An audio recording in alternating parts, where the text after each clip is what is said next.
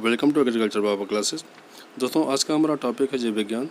दोस्तों, जीव विज्ञान का ये UPSSC घटना चक्र का ये हम लोग सिलेबस का पार्ट 6 कवर कर रहे हैं।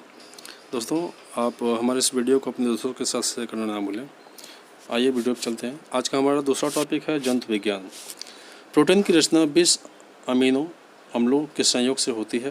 प्रोटीन शरीर के पोषण के लिए अत्यंत आवश्यक होते हैं। एंजाइम प्रमुख रूप से प्रोटीन होते हैं। एंजाइम की खोज सर्वप्रथम जर्मन वैज्ञानिक कोहने ने की थी। पित्त हल्के पीले रंग का क्षारीय जिसका pH मान 7.6 से 8.6 तरल होता है। यह यकृत में बनता है। यूरिया का संश्लेषण यकृत में होता है। सब्जियां जल्दी खराब हो जाती हैं क्योंकि उनमें जल की अधिक मात्रा होती है। सोयाबीन और मूंगफली मुख्यतः प्रोटीन के सबसे समृद्ध ज्ञात स्रोत होते हैं। केराटिन एक रेशेदार प्रोटीन है। यह प्रोटीन बाल, नाखूनों, सींगों, ऊन इत्यादि में पाए जाते हैं। नींबू में सिट्रिक अम्ल की मात्रा लगभग 5 से 6% होती है, जिसके कारण इसका स्वाद खट्टा होता है।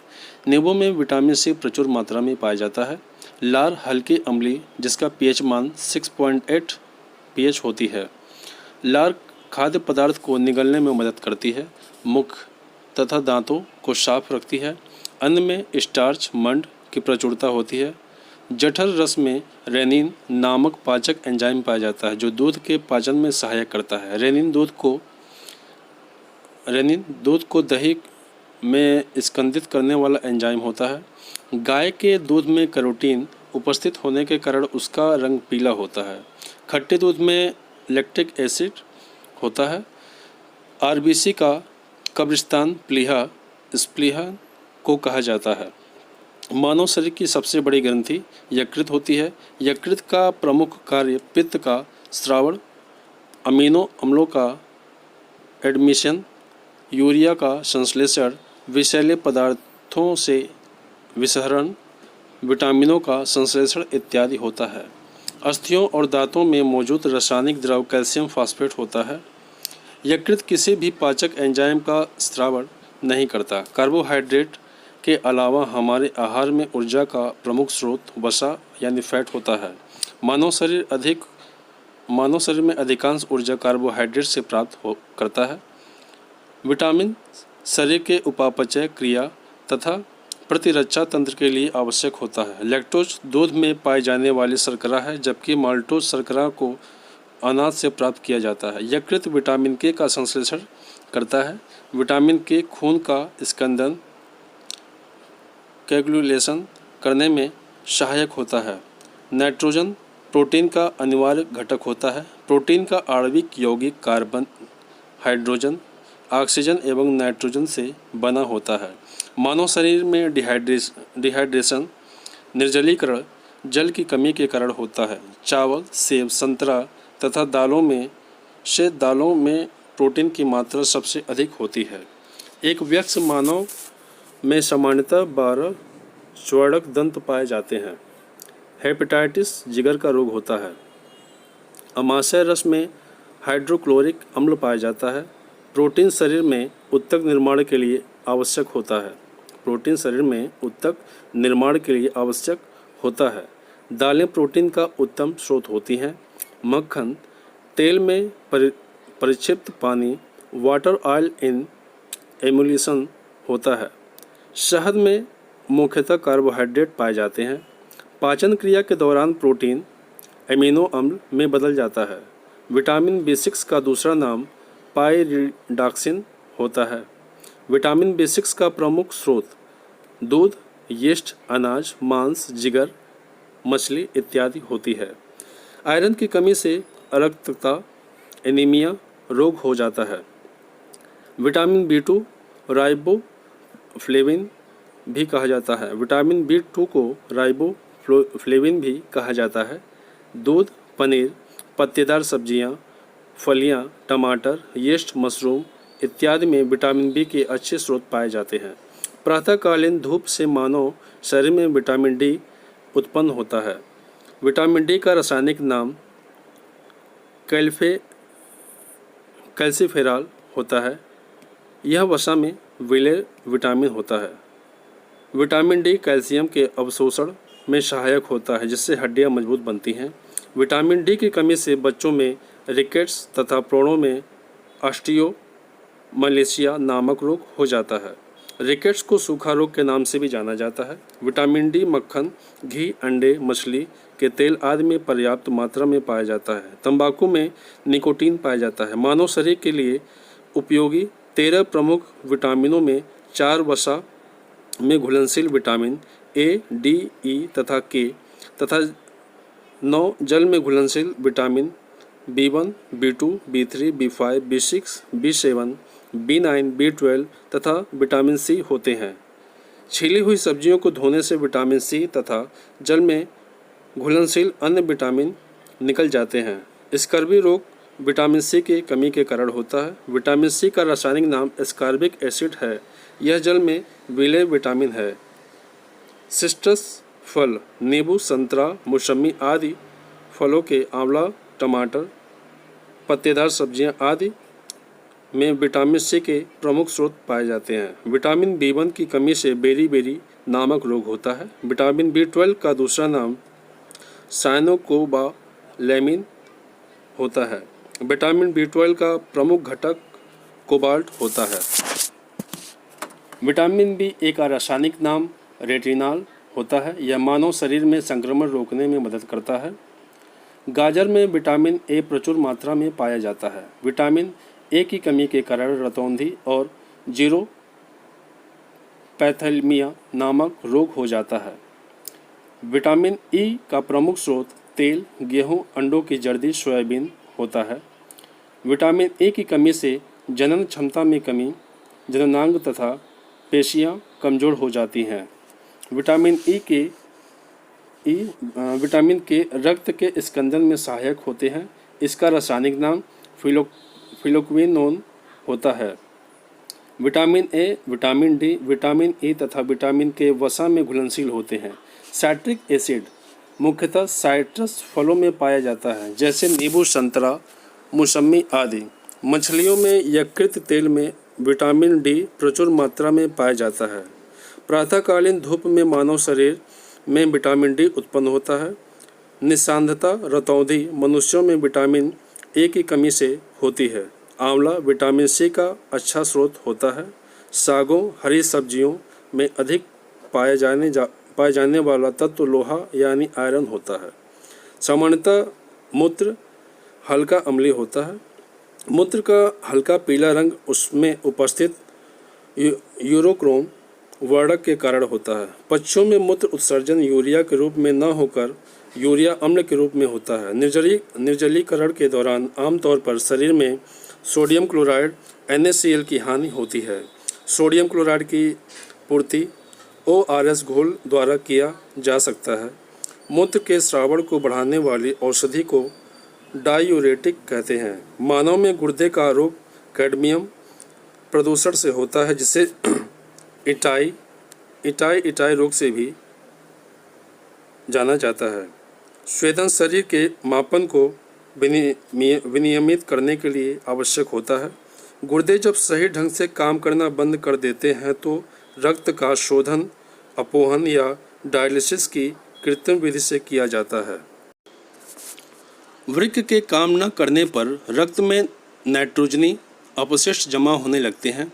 वयस्क मनुष्य के शरीर में कुल 206 हड्डियां पाई जाती हैं। शरीर की सबसे बड़ी हड्डी फीमर उरु अस्थि जो जांघ में पाई जाती है तथा सबसे छोटी हड्डी स्टेपिज कान की हड्डी होती है। मानव शरीर में कुल 12 जोड़ियां पसलियां पाई जाती हैं। कोशिकाओं में नई हड्डी के गठन की प्रक्रिया को अस्थि भवन कहा जाता है। कोशिकाओं में नई हड्डी के गठन की प्रक्रिया को अस्थि भवन कहा जाता है। मानव शरीर में लगभग 656 मांसपेशियां पाई जाती हैं या होती हैं। औसत मानव मस्तिष्क का वजन लगभग 1.36 किलोग्राम होता है। एम्फीबिया उभयचर प्राणी में वही कंकाल नहीं होता है। स्तनपायी मैमल में पसलियों की संख्या अधिक होती है। अकल दाढ़ या तीसरा दाढ़ उन दांतों के नाम हैं जो आखिर में निकलते हैं। अधिकतर लोगों को 4 अकल दाढ़ होते हैं। मानव शरीर में पाया जाने वाला सबसे अधिक कठोर पदार्थ दंतवल्क इनेमल होता है। कान में 6 हड्डियां होती हैं। इस्पाट अस्थियां खोपड़ी में उपस्थित होती हैं या पाई जाती हैं। शरीर की सर्वाधिक प्रबल अस्थि जबड़े में होती है। शरीर में श्वेत रुधिराओं WBC का मुख्य कार्य शरीर की रोगों से रक्षा करना होता है। लिम्फोसाइट कणिका विहीन श्वेत रुधिराणु होती है। यह श्वेत रुधिराणु की संख्या का 20% से 40% होती है। HIV विषाणु लिम्फोसाइट को नष्ट कर प्रतिरक्षा तंत्र को कमज़ोर कर देते हैं। विसरण प्रक्रिया द्वारा श्वसन के दौरान गैसें रुधिर में प्रवेश करती हैं और फिर उसे छोड़ती हैं। हीमोग्लोबिन रुधिर की लाल रक्त कणिकाओं में पाया जाने वाला प्रोटीन है जिनमें लोहा पाया जाता है। लाल रुधिर कोशिकाओं में हीमोग्लोबिन नामक पदार्थ होता है जिसके कारण रक्त का रंग लाल होता है। रक्त में मूत्राम्ल के उच्च स्तर के कारण जोड़ों पर यूरिक एसिड क्रिस्टल एकत्र हो जाने के कारण गाउट रोग एक प्रकार का गठिया रोग उत्पन्न हो जाता है। अधिवृक्क ग्रंथि एड्रिनल ग्लैंड का संबंध रक्तचाप से होता है। मनुष्य में श्वसन रंजक हीमोग्लोबिन होता है जिसका रंग लाल होता है। एंटीजन अनुपस्थित होने के कारण रक्त समूह O को सर्वदाता रक्त समूह कहते हैं। रक्त समूह AB को सर्वग्राही समूह कहते हैं क्योंकि इसमें कोई एंटीबॉडी नहीं होती है। रक्त को 4 प्रमुख समूहों में बांटा जा सकता है, A, B, AB तथा O। मानव का सामान्य रक्तदाब 80/120 मिलीमीटर पारा होता है जिसमें 80 मिलीमीटर पारा डायस्टोलिक और 120 मिलीमीटर पारा सिस्टोलिक होता है। रक्तदाब को स्फिग्मोमैनोमीटर यंत्र द्वारा मापते हैं। यदि शरीर में रक्तदाब कम होता है तो एड्रिनल ग्रंथि से एड्रिनलिन हार्मोन्स निकलता है जो रक्तदाब को बढ़ाता है। हाइपरटेंशन शब्द का प्रयोग उच्च रक्तचाप के संदर्भ में होता है। यदि मानव शरीर में रक्त की अपर्याप्त आपूर्ति हो तो इसे इस्कीमिया कहते हैं।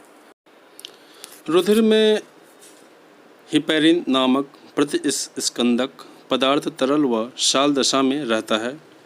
हिपैरिन को एंटीथ्राम्बिन कहते हैं। यह एक संयुक्त पॉलीसैकेराइड है। इसकी वजह से रुधिर में थक्का नहीं जमता है। मानव रुधिर में कोलेस्ट्रॉल का सामान्य स्तर 180 से 200 mg/dl होता है। अगर इसका स्तर 200 mg से ज़्यादा हो जाता है तो यह धमनियों पर जमा होने लगता है। इसे एथेरोस्क्लेरोसिस कहते हैं। स्वस्थ मनुष्य में लगभग 5 से 6 लीटर रुधिर होता है जिसका pH मान 7.4 होता है। यह एक तरल संयोजी ऊतक है जो 2 भागों से मिलकर बना होता है, प्लाज्मा 55% एवं रुधिराणु 45%। मानव में लाल रुधिर कणिकाओं का औसत जीवन का लगभग 100 से 120 दिन तथा इनकी संख्या 54 लाख घन मिलीमीटर होती है।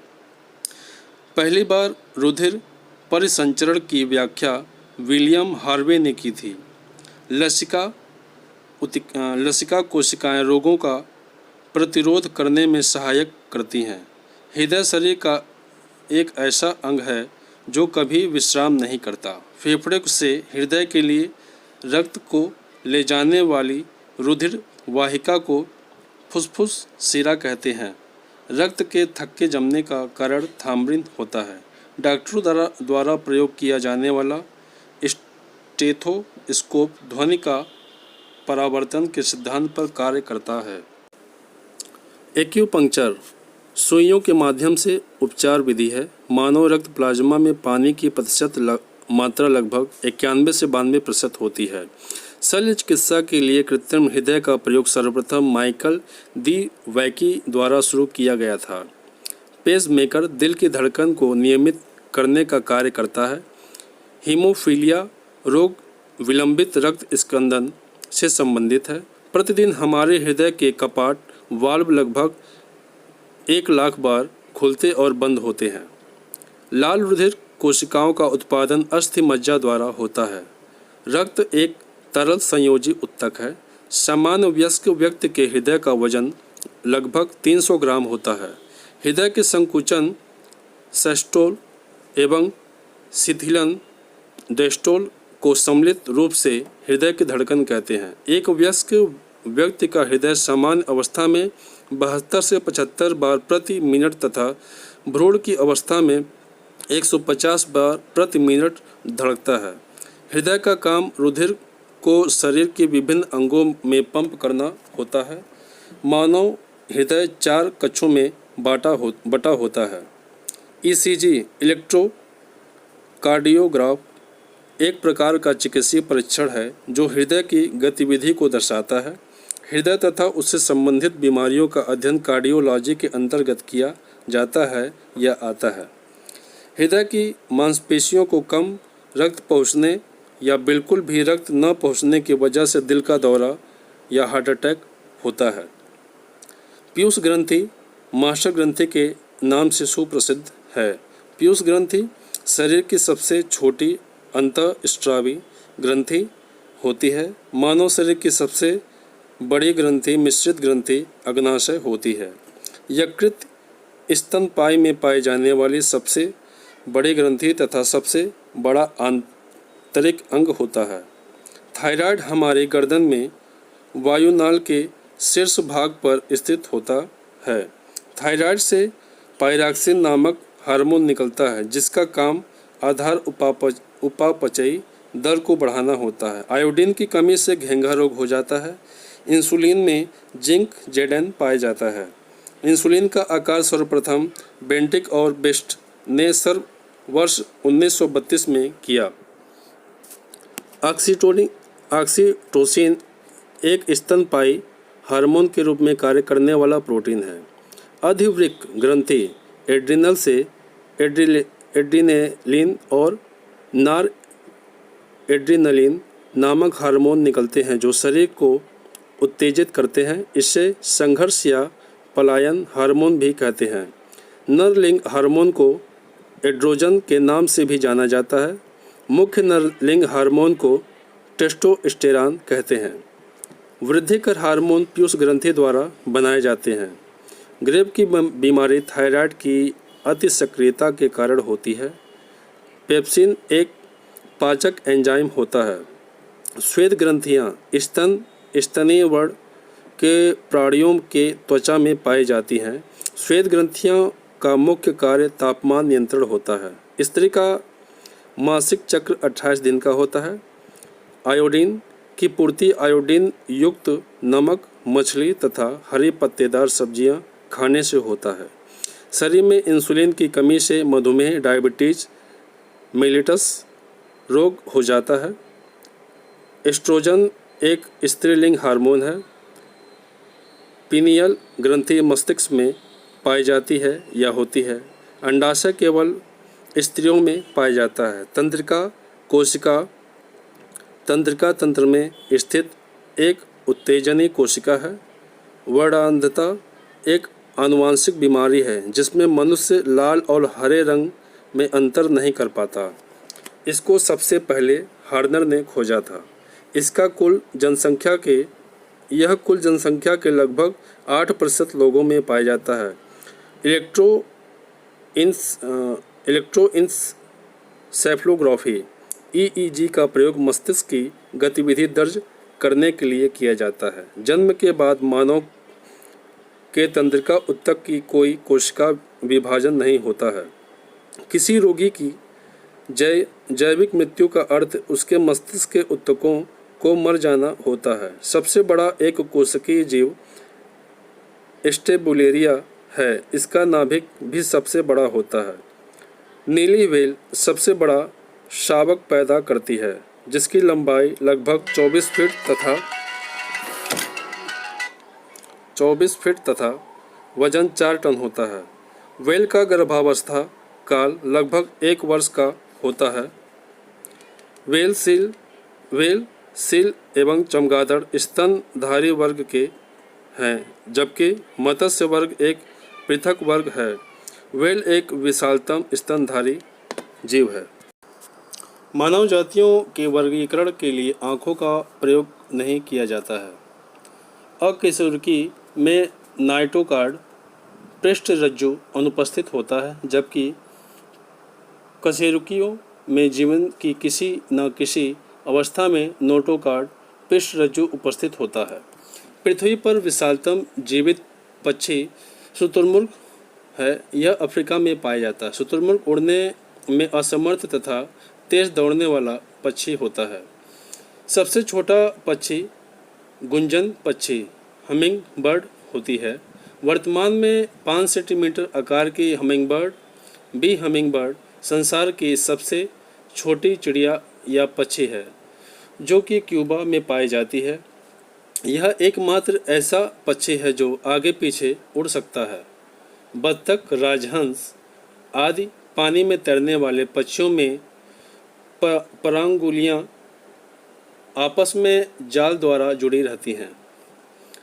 चमगादड़ कार्डेटा संघ का प्राणी है। इसमें पराश्रव्य ध्वनियों को सुनने की क्षमता होती है।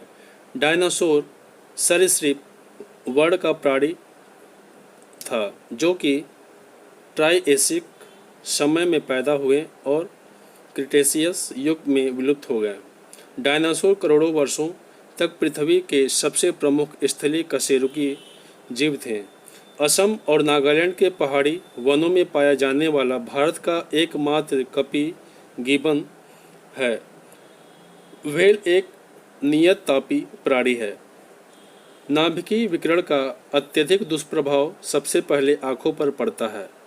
पैंथेरा टाइगर को साधारण भाषा में बाघ कहते हैं। बाघ वर्ष 1972 से भारत के लिए राष्ट्रीय प्राणी के रूप में जाना जाता है।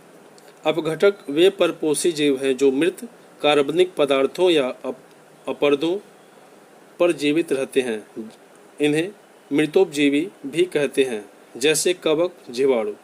प्रकाश संश्लेषण की क्रिया में पौधे वायुमंडल से कार्बन डाइऑक्साइड तथा मृदा से जल लेकर अपने भोजन का निर्माण क्लोरोफिल वर्णक एवं सूर्य के प्रकाश की उपस्थिति में करते हैं।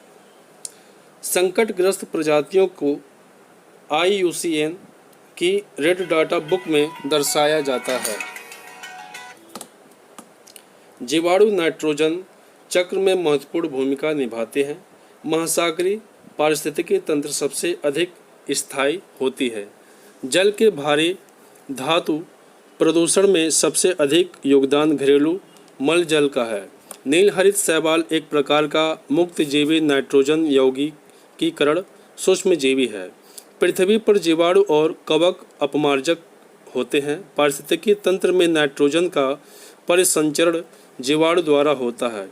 पारिस्थितिक प्रणाली जीव भू रासायनिक प्रणाली होती है। आनुवांशिक लक्षणों की पीढ़ी दर पीढ़ी संचरण की विधियों और कारणों के अध्ययन को आनुवांशिकी जेनेटिक्स कहते हैं। आनुवांशिकता के बारे में सर्वप्रथम जानकारी 1866 में ग्रेगर जॉन मेंडल ने दी थी। ग्रेगर जॉन मेंडल को आनुवंशिकता का पिता फादर ऑफ जेनेटिक्स कहा जाता है। जीन जीवित प्राणियों की आनुवंशिक इकाई होती है। जीन शब्द की खोज डेनमार्क के वनस्पति शास्त्री विलेम जोहानसेन ने की थी। डीएनए संरचना का सही मॉडल वाटसन और क्रिक ने वर्ष 1953 में प्रतिपादित किया था। डीएनए को जीवन का रासायनिक ब्लूप्रिंट कहा जाता है। इससे व्यक्तियों की पहचान की जाती है। मानव डिंब में गुणसूत्रों की संख्या 23 जोड़ी होती है। मानवों के अंगों के अतिरिक्त भाग हिस्से स्टेम कोशिकाओं द्वारा तैयार किए जा सकते हैं। किसी शिशु के वंशांगत जीनों की कुल संख्या में माता और पिता प्रत्येक से प्राप्त जीनों की संख्या समान होती है। प्रथम एंटीबायोटिक पेनिसिलिन की खोजकर्ता या वर्ष 1929 में सर अलेक्जेंडर फ्लेमिंग द्वारा की गई। पेनिसिलिन का उपयोग कवक या फफूंद द्वारा उत्पन्न रोगों के इलाज के लिए किया जाता है। ट्यूबरकुलोसिस माइक्रोबैक्टीरियम या ट्यूबरकुलोसिस नामक जीवाणु द्वारा संक्रमित एक बीमारी होती है। ट्यूबरकुलोसिस के लिए BCG का टीका लगाया जाता है। पित्त ज्वर एक वायरस के संक्रमण से होता है जो एडिज मच्छर द्वारा फैलता है। फाइलेरिया के लिए वुचेरिया बैंक्रोफटाई नामक सूत्रकृमि उत्तरदायी होता है। फाइलेरिया के कारण लसिका वाहिनी और ग्रंथियों में सूजन आ जाती है। इसे फाइलेरियोसिस कहते हैं। पोलियो वायरस से बचाव के लिए पोलियो वैक्सीन का विकास सर्वप्रथम जोनास साल्क द्वारा किया गया। इसका परीक्षण वर्ष 1952 में किया गया था। मुख से लिए जाने वाले पोलियो वैक्सीन ओरल वैक्सीन का विकास अल्बर्ट साबिन द्वारा किया गया। प्लेग एक जीवाणु जनित रोग होता है। प्लेग चूहों के शरीर में पाए जाने वाले पिस्सू के माध्यम से फैलता है। यह एक संक्रामक रोग होता है।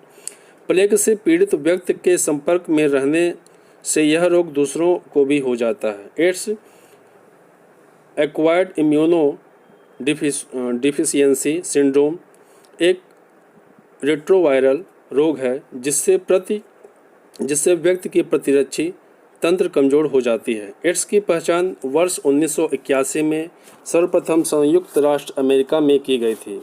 एड्स समलिंगी और इतर लिंगी यौन संपर्क, रक्ताधान इत्यादि द्वारा फैलता है। दांत की बीमारी ट्राइकोफाइटन तथा माइक्रोस्पोरम नामक कवक से होती है। किसी बीमारी के विरुद्ध प्रतिरोधात्मक क्षमता विकसित करने के लिए जो दवा लिखाई या पिलाई अथवा किसी अन्य रूप में दी जाती है उसे टीका वैक्सीन कहते हैं। इस क्रिया को टीकाकरण वैक्सीनेशन कहते हैं। संक्रामक रोगों से रोकथाम के लिए टीकाकरण सर्वाधिक प्रभावी एवं सस्ती विधि माना जाता है। चेचक के प्रति टीकाकरण में जीवित प्रतिरक्षियों का समावेश किया जाता है। इसकी खोज एडवर्ड जेनर ने की थी। टिटेनस क्लास्ट्रीडियम टिटेनी द्वारा प्रसारित होता है। क्लास्ट्रीडियम टिटेनी एक जीवाणु है। इस रोग के उपचार हेतु DPT का टीका लगाया जाता है। रोहिणी गलघोटू या डिप्थीरिया जीवाणु द्वारा फैलता है। रोहिणी गले की एक बीमारी है जबकि इन्फ्लुएंजा एक वायरस के द्वारा फैलता है जिसे इन्फ्लुएंजा वायरस कहते हैं। साल्मोनेला टाइफी बैक्टीरिया द्वारा टाइफाइड रोग उत्पन्न होता है। पीलिया यकृत का एक रोग है। पीलिया रोग में रुधिर में पित्तरंजक की मात्रा बढ़ जाने से श्लेष्मिक झिल्ली तथा त्वचा का रंग पीला हो जाता है। मलेरिया रोग प्लाज्मोडियम गण की प्रोटोजोआ परजीवी के माध्यम से होता है। मलेरिया सबसे प्रचलित संक्रामक रोगों में से एक है। मलेरिया एक परजीवी का वाहक मादा एनाफिलिज मच्छर है। जुकाम कॉमन कोल्ड एक वायरल संक्रमण से होने वाला रोग है जो वायरस से फैलता है। लैक्टोज को दुग्ध शर्करा कहते हैं। मक्खी का वैज्ञानिक नाम मस्का डोमेस्टिका है। यह परजीवी नहीं है। यह मनुष्यों में हैजा, मियादी बुखार, क्षय, अतिसार, प्रमेह, संग्रहणी, कोढ़ इत्यादि घातक बीमारियों को फैलाता है। फीता कृमि कैसियोला हेपेटिका भेड़ की आंत में परजीवी के रूप में पाया जाता है। दूध के दही रूप में जमने का कारण लैक्टोबैसिलस नामक जीवाणु होता है। क्लोरोक्विन नामक दवा मलेरिया के उपचार में प्रयोग में लाई जाती है। गोल कृमि सूत्रकृमि एक मानव परजीवी है जो क्षुद्रांत में पाया जाता है। इन्फ्लुएंजा विषाणु द्वारा फैलता है। चिकन पॉक्स विषाणु के कारण होता है। डिप्थीरिया एक संक्रामक रोग है। एड्स वायरस शरीर के प्रतिरक्षा तंत्र को नष्ट कर देता है। संदूषित खाद्य पदार्थों के कारण फैलने वाला रोग आंत्र ज्वर है जो मक्खियों द्वारा फैलता है। एथलीट्स फुट रोग के कारण कवक फंगस होती है। भूजल पेयजल का बेहतर स्रोत है क्योंकि इसमें आर्सेनिक की मात्रा कम होती है। शहद की मक्खी का विष अम्लीय होता है तथा इसमें पेप्टाइड मिलेटिन उपस्थित होता है। मधुमेह रोग को टीकाकरण द्वारा नियंत्रित नहीं किया जा सकता। रिंडर पेस्ट रोग को पशुओं का महामारी रोग कहा जाता है। रिंडर पेस्ट एक प्रकार के विषाणुओं वायरस द्वारा उत्पन्न होता है। यह फटे हुए खुर वाले पशु जैसे गाय, भैंस, बकरी और जुआली करने वाले दूसरे पशुओं में होने वाला एक भयानक संक्रामक रोग होता है। उंगली के नाखून में विद्यमान प्रोटीन का नाम केराटिन होता है। मरीचिका जो कि एक पूर्ण आंतरिक परावर्तन के फलस्वरूप उत्पन्न होती है, यह एक प्रकार का दृष्टि भ्रम है।